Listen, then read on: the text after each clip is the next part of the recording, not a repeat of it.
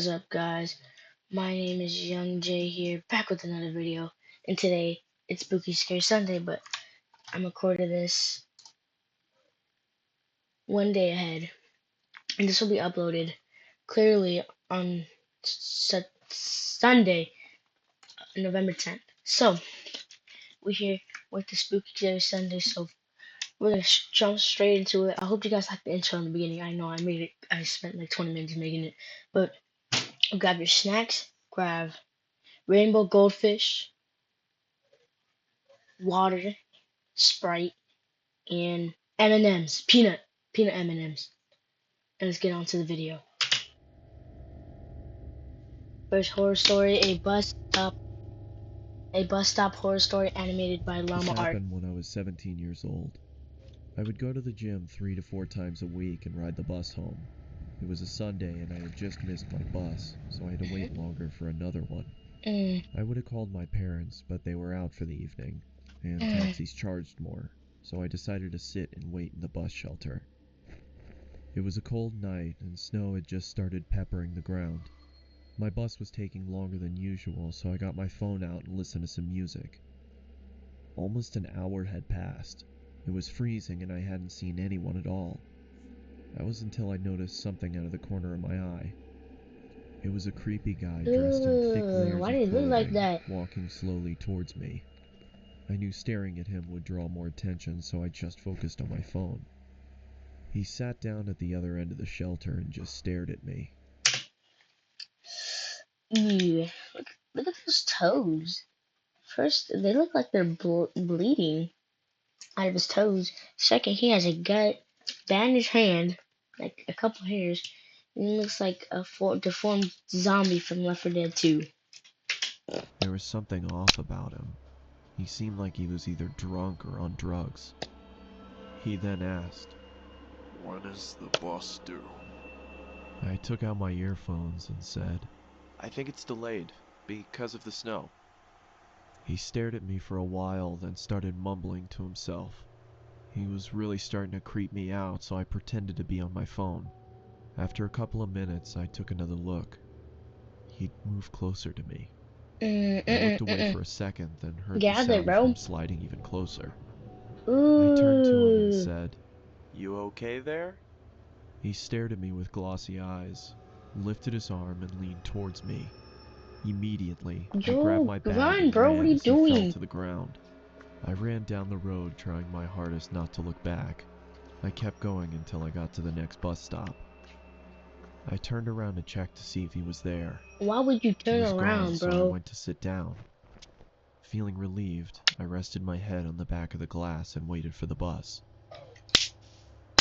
Rule number one of a horror movie or anything horror related: do not turn around while the killer or some random stranger is just chasing you. Full sprint out of that.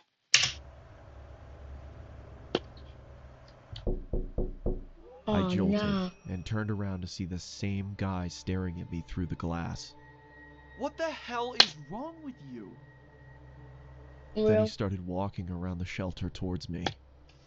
"I'm warning you, stay back." I yelled in panic as I was backing up.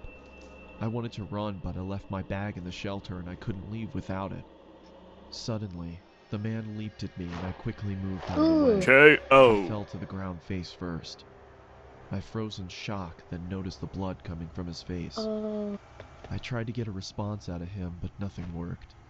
I called the police and paramedics and they arrived shortly after. I told them what had happened and they told me that the guy was on prescription drugs.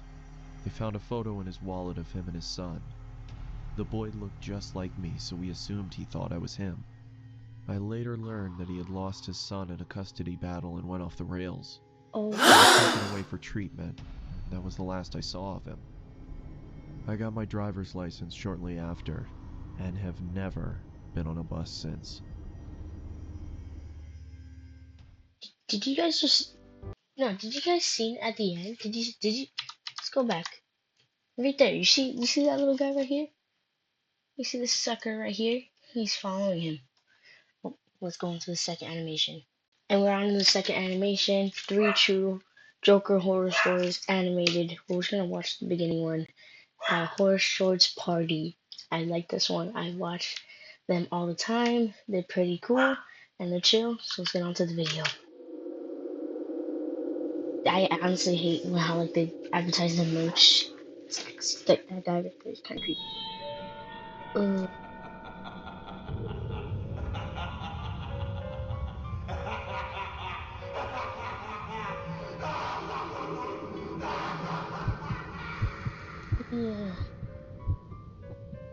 Ledger Joker accessory.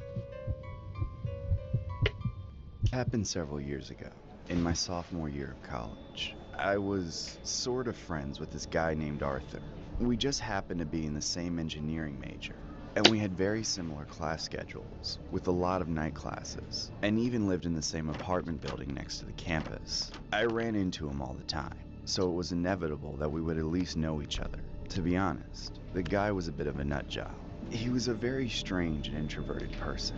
He didn't seem like the type to ever have He any seems friends. the type of guy to I be a didn't want to be Joker. rude and ghost the guy because he was an incel, so he very quickly latched on to me and stayed in contact since. But there was something else about him that made me embarrassed to be seen with him.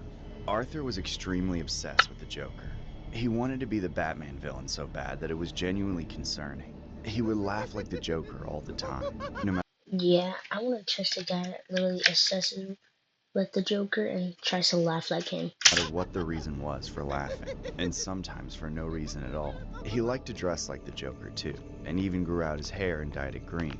The only thing he didn't do was put the makeup on his face. Even without that, he was known around campus as the Joker Kid, and I was known as the one who always tagged along with him. Since our routines were so similar, we walked to class and studied together most days, which made us see each other more often than I would have liked. One evening, I invited him over to my apartment to study for an upcoming exam. Our classes were so difficult that we often studied late into the night, so I offered up my couch for him to crash on if he wanted. On this one night, I was sitting on my bed while Arthur took the desk. As we studied for a few hours, I noticed that Arthur was acting a little stranger than usual.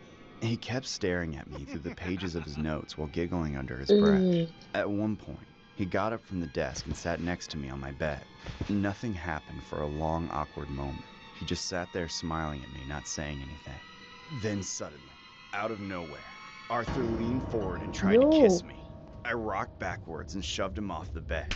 Then I kicked him out of my apartment. No Diddy. Get the hell out of here! No, please, it was just a joke. Just take your stuff and go home now. I couldn't help but look through the peephole and watch Arthur walk down the hallway for as long as I could see him.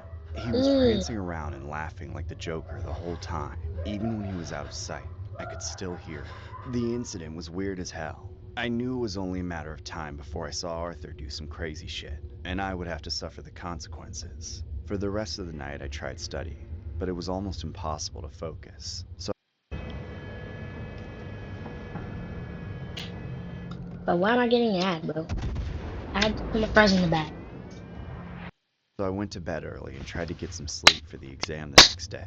I didn't leave my apartment until the last minute.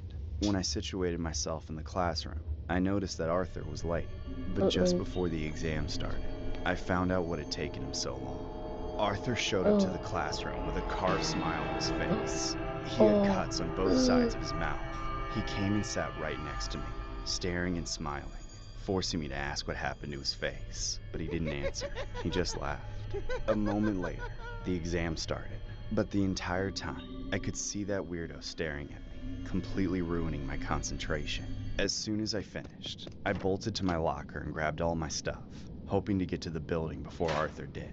But unfortunately, he was waiting for me right outside the campus. He had managed to smear on the Joker's face paint while I was inside. I walked by without acknowledging him, but he caught up quickly. We walked together in silence. My awkwardness and anxiety fueled me even further. All I wanted to do was get to my apartment, and as far away from the psycho as possible. Unfortunately, the only way to walk to the apartment building without taking a huge detour was to walk through a large wooded park. It was dimly lit, and few people ventured into it at night. I didn't even think of the implications of going in there. But as soon as we were out of view from the street, things took a turn. Arthur suddenly pulled out a knife and slashed me across the chest. I jumped back and sprinted away as fast as I could. Arthur chased me the entire way home. Yo, But he's I gone managed to rush crazy. inside my apartment and lock the door just before he barged in after me. I took a moment to catch my breath before I leapt outside. I expected to see Arthur smiling, but he wasn't there at all. I immediately called the police, and they later came to arrest him. They found him sitting at the bottom of my door, just out of view from my peephole. If I had opened the door thinking he was gone, he would have killed me. When Arthur was questioned about why he attacked me, he said he wasn't inspired, but motivated by the Joker from The Dark Knight. I used to love that movie, but ever since then, I've never been able to watch it.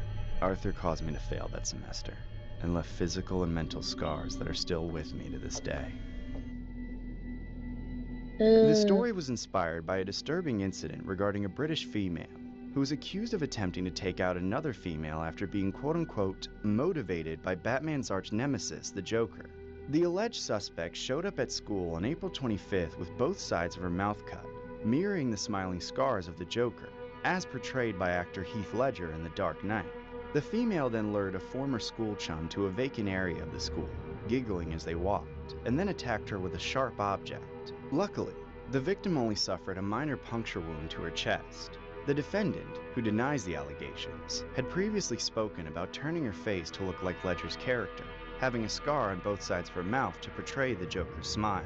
The female also mentioned that the Joker didn't inspire her, but motivate. Can we talk about this stock video real fast? Why is this actually kind of creepy?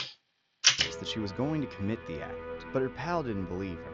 Prosecutors told the court that the girl was a fan of serial killers and mass-inflicted crime.